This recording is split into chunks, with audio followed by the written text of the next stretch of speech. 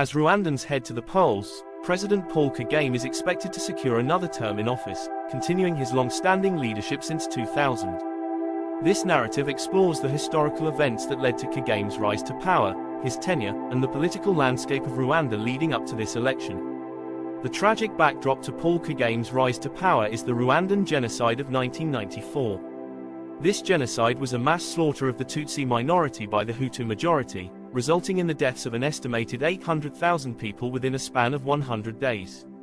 The genocide was triggered by the assassination of then-President Juvenal Habyarimana, a Hutu, whose plane was shot down on April 6, 1994. This event unleashed a wave of brutal killings orchestrated by extremist Hutu militia groups. Paul Kagame, born in 1957, was a prominent military leader of the Rwandan Patriotic Front, RPF, a Tutsi-led rebel group. The RPF, formed in 1987 in Uganda, aimed to repatriate Rwandan Tutsi refugees and end the long-standing oppression of Tutsis by the Hutu-dominated government. During the genocide, Kagame led the RPF in a military campaign that eventually stopped the killings and took control of the country in July 1994. This military victory marked the end of the genocide and the beginning of a new political era in Rwanda. After the genocide, Rwanda was in ruins, both socially and economically. A transitional government was established, with Pastor Bizimungu, a Hutu, as president, and Paul Kagame as vice president and minister of defense. Despite this nominal power-sharing arrangement, it was clear that Kagame wielded significant influence. In 2000, Bizimungu resigned amid internal conflicts and allegations of corruption, and Kagame was elected president by the transitional government. Upon taking office, Kagame faced the enormous task of rebuilding a nation shattered by genocide. His government focused on national reconciliation, justice, and economic development. The establishment of the Gacaca courts was a critical move towards transitional justice, allowing communities to try genocide-related cases. While these courts had their criticisms, they were instrumental in dealing with the massive backlog of genocide cases. Kagame transformed Rwanda into a middle-income country by the year 2020 through investments in education, infrastructure, and technology.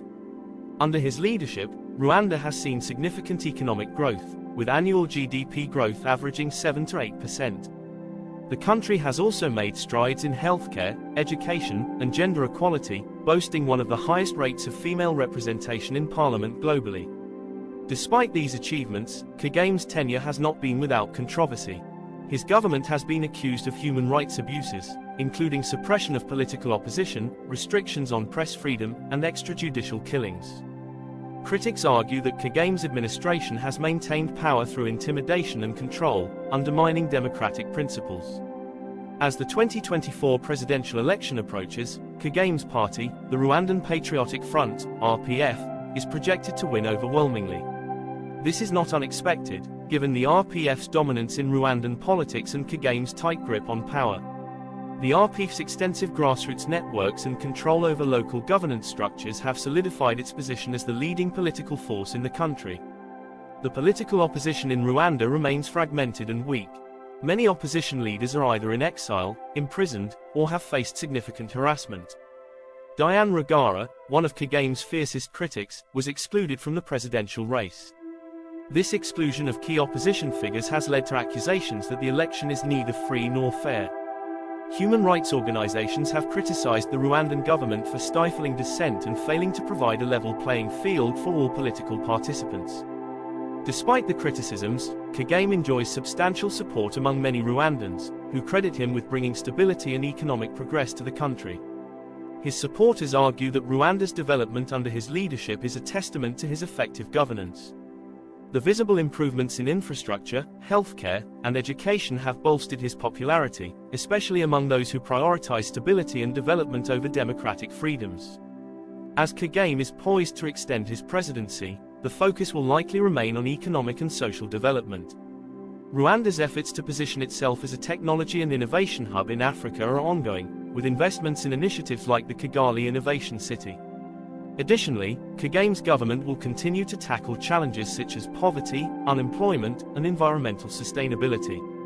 The international community and human rights organizations will continue to scrutinize Kagame's governance style. While Rwanda's development achievements are commendable, the lack of political freedom and human rights abuses cannot be overlooked. Ensuring that Rwanda progresses towards a more inclusive and democratic society will be a significant challenge for Kagame's administration. Rwanda's role in regional and international affairs will also be crucial. Kagame has positioned Rwanda as an active player in the African Union and other international bodies. Maintaining positive relations with neighboring countries and addressing regional security issues, such as the conflict in the Democratic Republic of Congo, will be important for Rwanda's stability and development.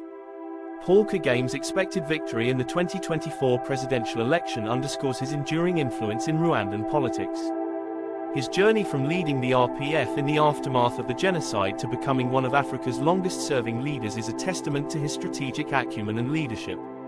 As Rwanda looks towards the future, balancing economic development with democratic principles and human rights will be essential for sustaining the progress achieved under Kagame's rule. The upcoming election serves as a reminder of both the achievements and challenges that define Kagame's presidency and the ongoing evolution of Rwanda's political landscape. Thank you for watching. If you found this analysis insightful, please like and subscribe for more in-depth coverage of critical African issues. Let us know your thoughts in the comments below.